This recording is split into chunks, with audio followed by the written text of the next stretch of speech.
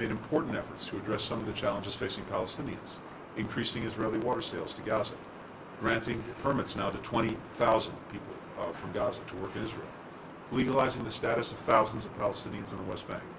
And we very much hope to see more efforts along these lines in the near term. We're also encouraged to see members of the Prime Minister's cabinet meeting with Palestinian leaders, including Defense Minister Gantz, whom I'll see in a short while. Our administration is also rebuilding America's relationship with the Palestinian Authority and the Palestinian people, something I'll continue to do today in Ramallah with President Abbas and in East Jerusalem with leaders of that community's vibrant and diverse civil society. We're increasing humanitarian assistance to the Palestinian people, totaling $500 million since April of 2021. Today we also discuss ways to foster a peaceful Passover, Ramadan, and Easter across Israel, Gaza and the West Bank, particularly in Jerusalem, a city of such profound importance to Jews, to Christians, to Muslims. And that means working to prevent actions on all sides that could raise tensions, including settlement expansion, settler violence, incitement to violence, demolitions, payments to individuals convicted of terrorism, evictions of families from homes they've lived in for decades. It's a message that I'll be underscoring in all of my meetings on this trip. At the same time, we are increasing our efforts to foster partnerships between Palestinian and Israeli grassroots organizations, businesses, young people, other parts of society, through a 5-year, $250 million Nida Emloy Middle East Partnership for Peace Act. Right after this, in fact, I will have a chance to meet with one of the program's first grantees, a project that brings together groups in Gaza, the West Bank, and Israel to tackle the interconnected problem of water scarcity. Efforts like this will not only improve people's lives, but build relationships that can help diffuse tension and violence and ultimately lay a foundation for dialogue and for peace. Finally, as the Prime Minister said, we discussed how we can continue to build on the significant progress of the Abraham Accords and normalization, including in the summit starting this evening in the Negev. The United States will continue not only to support the work of those who have already normalized relations, but also to urge more governments to take this important step to the benefit of people in their countries and far beyond. Mr. Prime Minister, your recent trilateral summit with President al-Sisi and Crown Prince Mohammed bin Zayed, as well as President Herzog's visit to Turkey for meetings with President Erdogan and others, these are just the latest demonstrations of broader engagement that is made possible as normalization becomes the new normal throughout the region. And again, I applaud Israel's leadership, its engagement, its diplomacy in building these agreements and making them real. So, Mr. Prime Minister, thank you for hosting us today and, again, for such a constructive, important exchange on everything we've just talked about and more. And thank you for continuing to strengthen what is an enduring and powerful friendship between Israel and the United States. Thank you very much. Thank you. Mr. Prime Minister, what makes you sure that all the areas Excuse me, no Thank you all. Okay, just wait. Everyone wait. Everyone wait. Yes. Everyone needs to wait here. כולם. Okay, everyone needs to wait.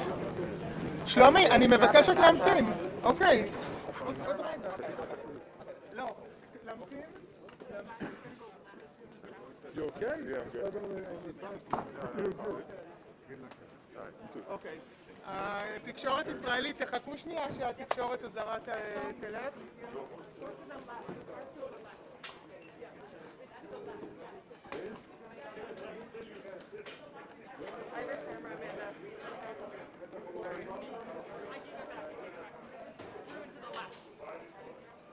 We're just through to the left.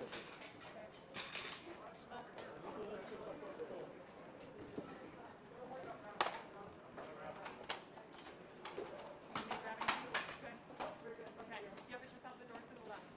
Okay. Donna, can you make sure they found where the door is? Okay, so Josh, Amanda, nothing. No. Good. Okay, thank you so much, Lordy.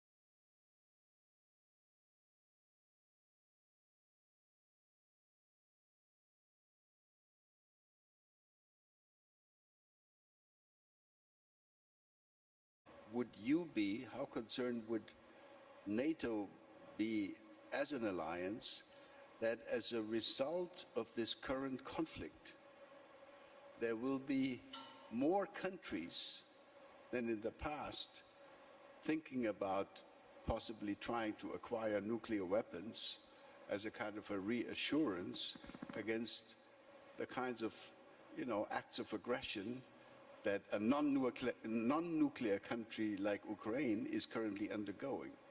In other words, more simply put, what effects on the non-proliferation regime, on the international non-proliferation regime of this war in Ukraine? Thank you for an easy question. I was going to say three things very quickly. First, I can see the clock, so I know the limits on time. Firstly, Qatar is an extremely valued NATO partner, so we value the partnership highly, and we do a lot together. I'm sure that will develop. Second, I didn't, Chair, clearly answer your question about how fundamental a change are we seeing in our security environment. We assess it as fundamental and with a long-term impact. It's certainly not a passing storm. So the Secretary-General has been talking about a new reality, the need for a reset. So that's the way we think about it. Thirdly, you asked about Russia, the relationship between Russia and China. We watch it very closely. We're extremely interested in the positioning of China in the context of the Russian invasion. I won't repeat the messaging, for example, from President Biden last week, but we have a general message that firstly, sanctions will work if Russia can't find loopholes, and secondly, we would strongly discourage anybody from joining military support to a country which has just launched a massive invasion and unprovoked, unjustified invasion of a neighbour. Last point, are we worried about nuclear? Yes, we've certainly been saying very strongly that we would like President Putin to stop. I think the Secretary-General has called it nuclear saber-rattling, loose rhetoric, threatening rhetoric about the use of nuclear weapons. We would certainly be very concerned if one of the long-term consequences of what Russia's done in Ukraine is to encourage other countries to acquire nuclear weapons. We would be very strongly against that.